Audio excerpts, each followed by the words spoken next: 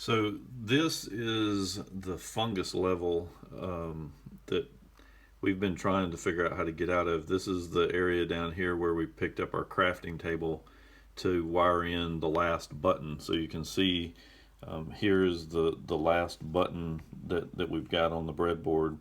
And when you flip this on, it automatically builds your path for you underneath you. And the game tells you to just go flip it on and start playing, or to try it out. But it doesn't tell you what to do after that. It just keeps coming back and telling you, while the switch is on, you'll build stuff under you and go try it. Well, a few people started talking about following the arrows, and the problem is you don't, as you can see, it looks like there's nothing out here in front of me. But if I start going out that way, it'll actually, as I move, it'll start filling in more of the area. So you can see it's starting to fill in there. So it's kind of hard to find these arrows that everybody was talking about. Well, then I ran across this. So I'm hopefully optimistic that this is the arrow. So and as you can see, it's directly off the path. So if you start heading straight and then climbing up, you'll see this arrow on the left. And so what I'm going to do, if I can get this to work, is it looks like it's kind of hard to do this with the mouse, but it looks like over here to the left there's like a passageway here. I don't see any more arrows up here, but there is a red passageway over on this side. So I'm going to try to go that way.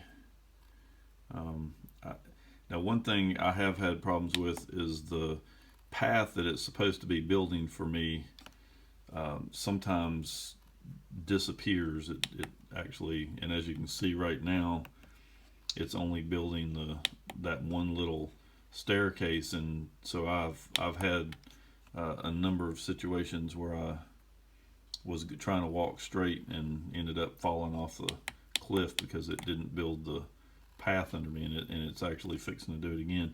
So what I'm doing is on my the first two buttons that you actually wire into the process, I'm actually using it to have it build those steps. So if it starts to not build the things for me, I'm using that to kind of force it, and that way I'll kind of keep my protection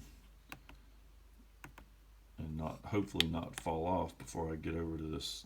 I'm hoping this is the exit door. So, and it's looking hopeful. So I may have finally found how to get out of this game. My son will be very, very happy.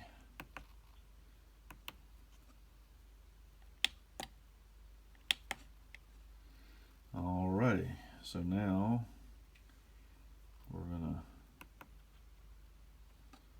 just try. Alright, we found the exit. So this is our portal back to the next game. So that is how you get through the fungus level, because I had a heck of a time figuring that out.